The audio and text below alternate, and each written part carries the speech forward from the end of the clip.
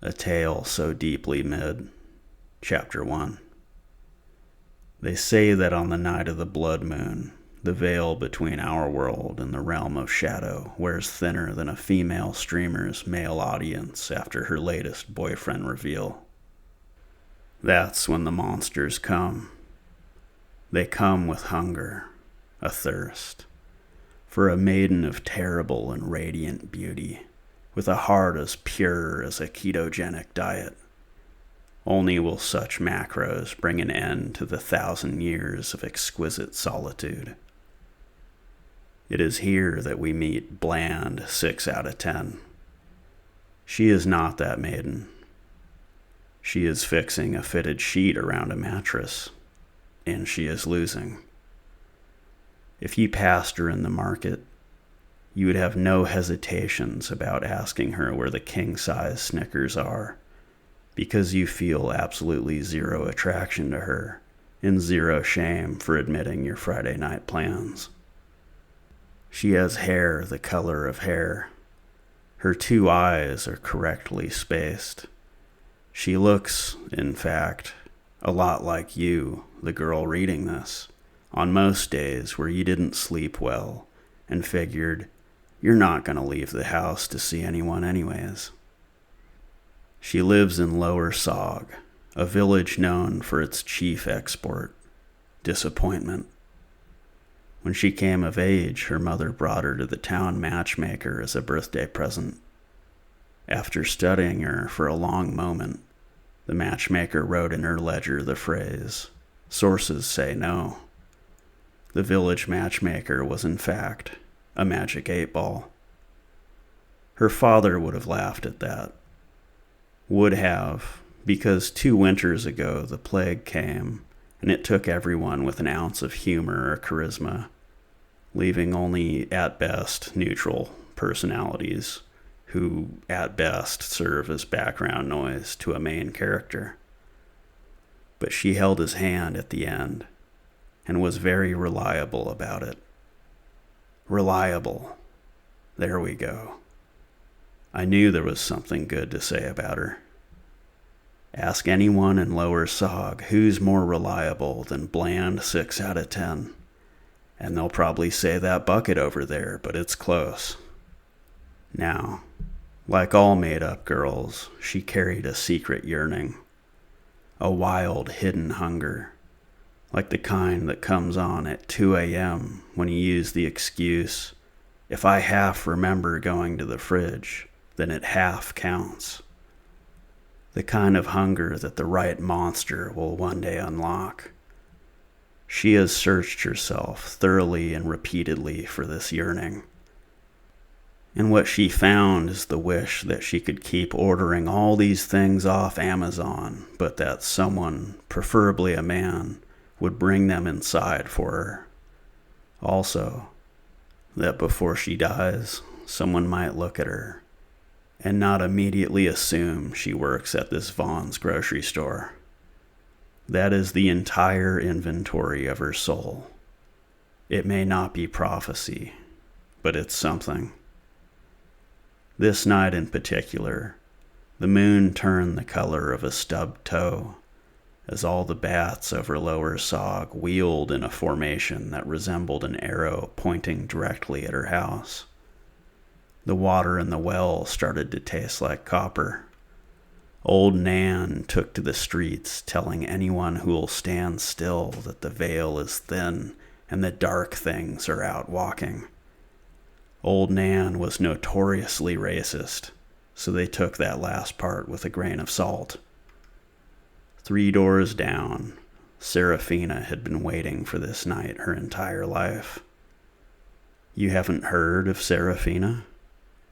What are you, living under a rock? Serafina, Moonveil, Nightingale, Raven Sorrow, Blackthorn Da'ath, whose beauty can only be described as a bit much.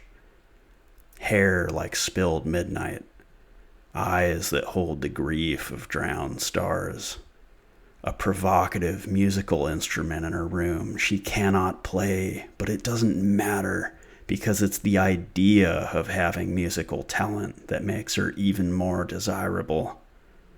On nights like this, she stood in her window gazing gently at the sunset in a nightgown selected specifically for how it waves in the breeze.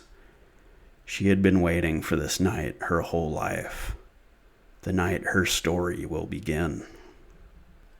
As Serafina is counting down the minutes until her story takes flight, Bland is taking a leak and leaving the top portion of her pants unbuttoned so her stomach can finally get comfortable as she doom scrolls on the couch.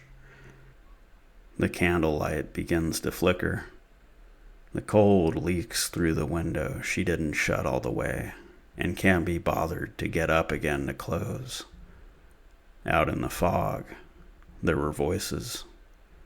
2 of them, arguing in a hedge. It's the 3rd house, Gary. The instructions clearly say the 3rd house. I am counting from the 3rd house, Reggie. You keep starting from the wrong side. The corner store isn't a house. It's got walls and a roof. It's not supposed to be taken literally. Well, you're literally the dumbest person I've ever met, but don't take that literally either. Bland heard the voices clear as day, but did not investigate. It took her far too long to get comfortable in this position, and getting up would require getting up. In hindsight, it probably would have saved her the upcoming series of unfortunate events, because 4 seconds later, her front door exploded inward, and 2 figures in black cloaks swept across the living room, trailing tendrils of literal shadow. She didn't scream. That too would require moving.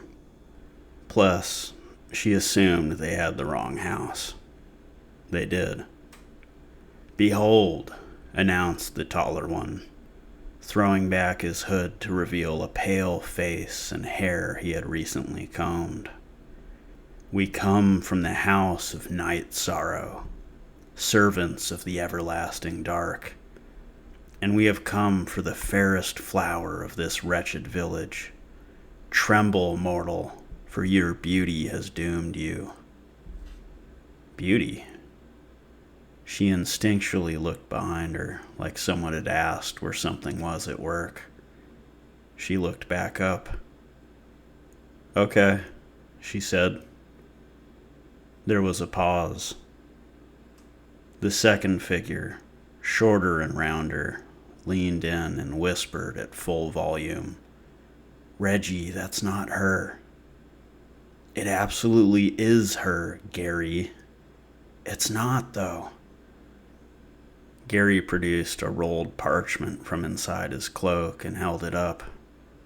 His eyes softened as the person illustrated on it was pleasing to the eyes. Then he looked at Bland, immediately wincing. "Look at the poster," he said. "Now look at her. Now look at the poster." Reggie snatched it, studied it, smiled, now studied her, winced, studied it again, smiling, then her again, his face performing a small private tragedy. "Are you, perchance," he read aloud, in the voice of a man watching his own evening collapse in front of him, "the fair maiden, Serafina Moonveil Nightingale Ravensorrow Blackthorn Da'ath, whose beauty is a wound upon the world, with hair like spilled midnight, whose eyes hold the grief of drowned stars?